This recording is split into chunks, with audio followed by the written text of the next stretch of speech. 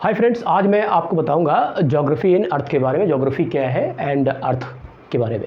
Geography क्या है? जियो and graphy दो वर्ड है, इससे ज्योग्राफी बना है। अब जियो का मतलब क्या होता है? जियो का मतलब होता है अर्थ, और ग्राफी का क्या मतलब होता है? ग्राफी का मतलब हो गया to write about the earth.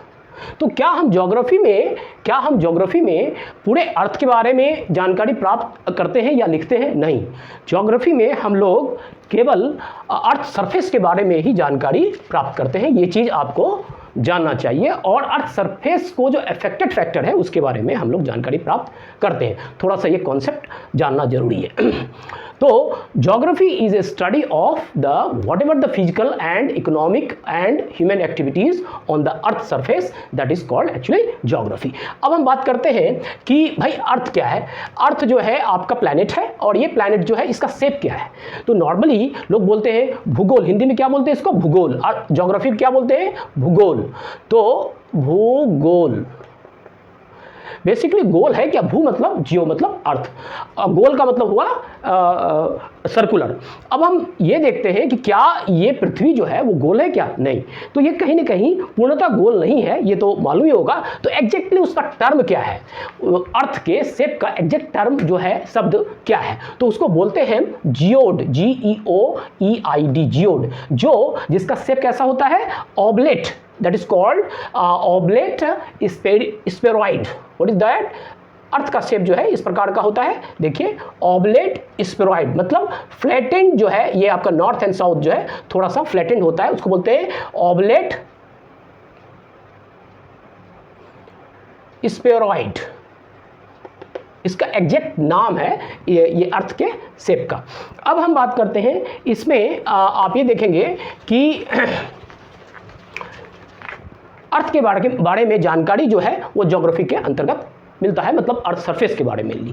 तो सिर्फ अर्थ सरफेस के बारे में नहीं, तो हम ये बात करें कि ज्योग्राफी में हम जो है इंटरनल स्ट्रक्चर ऑफ अर्थ क्यों पढ़ते हैं। यदि मैंने कहा कि सरफेस के बारे में ही जो है ज्योग्राफी का अध्ययन होता है, तो या जो है अर्थ सरफेस के बारे में ही ज्योग्राफी में हम लोग जानते हैं, तो हम इंटरनल स्ट्रक्चर या एटमॉस्फेयर का अध्ययन क्यों करें? ये एक प्रश्न उठता है। तो मतलब ये हुआ कि ज्योग्राफी में हम इस चीज़ का भी अध्ययन करते हैं कि सरफेस के अलावा हम ये भी अध्ययन करते हैं कि सरफेस पर को जो अफेक्टेड करने वाले फैक्टर्स हैं, जो इसको अफेक्ट करते हैं, जैसे इंटरनल स्ट्रक्चर ऑफ अर्थ जो हम लोग पढ़ते हैं, जैसे क्रस्ट है, तो क्रस्ट है, मेंटल है, कोर है, ये जगह जगह जो है आपको ये जानकारी मिलेगी। आगे की वीडियो में मैं आपको इसके बारे में इन डेप्थ भी बताऊंगा।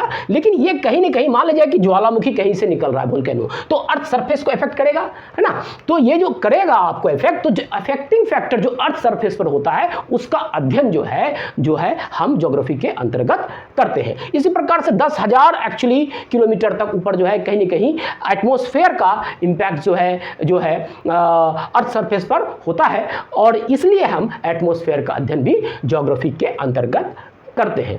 अब देखिए कि ज्योग्राफी मेनली जो है दो भाग में बटा हुआ है, क्योंकि देखिए फिजिकल और human aspect. Mainly, whatever the activities on the Earth's surface happen classified into two parts. The one part is called physical geography. Suppose formation of mountain हो, plateaus हो, rivers हो, happening of volcanoes हो, plate shifting हो, ये सारी चीज़ें जो है आपके physical geography का पार्ट है।